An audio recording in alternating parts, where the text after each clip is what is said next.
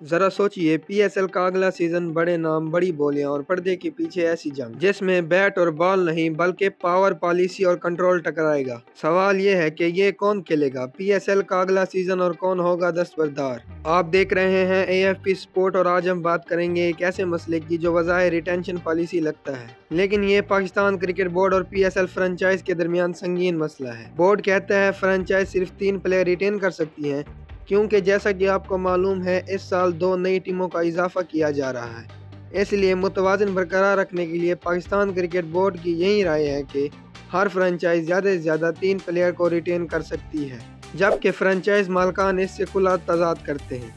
ہمیں کم از کم 5 کھلاڑی ریٹین کرنے کو دیے جائیں کیونکہ کچھ فرنچائز ایسی بھی ہیں جنہوں نے اپنے لوکل ٹیلنٹ پر محنت کی ہے، جیسا کہ لاہور قلندر۔ تو وقت کے ساتھ پتہ چلے گا کہ پاکستان کرکٹ بورڈ اور فرنچائز مالکان کے درمیان کس بات پر اتفاق ہوتا ہے، اور اسی کے بیچ دنیا کے بڑے کرکٹرز اور بڑے نام ایک بار پھر H B L P S L کی طرف دیکھ رہے ہیں۔ سب سے پہلے یہ سمجھنا ضروری ہے کہ ریٹینشن صرف نمبر کا کھیل نہیں، یہ ٹیم کی شناخت، فین بیس اور برانڈ ویلیو کا معاملہ ہوتا ہے۔ جب کسی فرنچائز کو صرف 3 پلیئر ریٹین کرنے کی اجازت دی جاتی ہے تو ٹیم کا کور ختم ہو جاتا ہے، کمبینیشن ٹوٹ جاتا ہے، فینز اپنے پسندیدہ کھلاڑی کو کھو دیتے ہیں، جبکہ فرنچائز کا موقف بالکل سادہ ہے۔ فرنچائز مالکان کا کہنا ہے کہ ہم نے جن کھلاڑیوں پر سالوں سرمایہ کاری کی ان کو ہر سال ڈرافٹ کی نظر کیوں کریں۔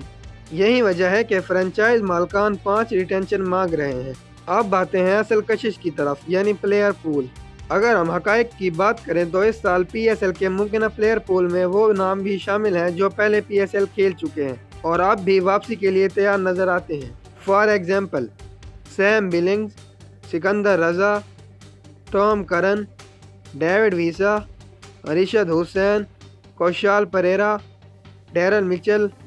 راجا پکشا، شکیب الحسن، Mehdi Hasan Miraz, Mark Chapman, Dinesh Chandimal, Kusal Mendis, Rilee Rossouw, Sean Abbott, Gulbadin Naib, Oshada Fernando, Colin Munro, Alex Hales, James Neesham, Rassie van der Dussen, Tymal Mills, Andrew Gous, Alex Carey, Naheed Rana, T K C یعنی Tom Kohler Cadmore, Alzarri Joseph, Daniel Sams, Najibullah Zadran, Max Bryant, George Linde, David Warner, James Evans, George Munsey, Litton Kumar Das, Mohammad Nabi, Dilshan Madushanka, David Willey, Chris Jordan, Motie, Johnson Charles, Michael بریسویل، شے hope, کائل meals اور Turner. یہ وہ player ہیں جو پی S L کے معیار کو دوبارہ اوپر لے جا سکتے ہیں۔ اب یہاں ایک اور دلچسپ موڑ آتا ہے۔ کچھ بڑے نام ایسے بھی ہیں یا تو آئی پی ایل 2026 میں رجسٹر ہی نہیں تھے، رجسٹر تھے بھی صحیح لیکن وہ پک نہ ہوئے، اور یہی وہ کھلاڑی ہوتے ہیں جو پی ایس ایل کو اپنی اگلی منزل بناتے ہیں۔ یہ پی ایس ایل کے لیے سنہری موقع ہے، لیکن صرف تب جب انتظامیہ اس موقع کو سمجھ سکے اور ان پلیئر کو شامل کرے۔ ان پلیئرز میں Steven Smith, Adam Zampa, Usman Khawaja, Alex Carey, Jake Fraser, Glenn Maxwell, Faf du Plessis, Moeen Ali, Adil Rashid, Chris Woakes, Jonny Bairstow, Devon Conway, Chris Lynn, Coetzee, Reeza Hendricks, Evin Louis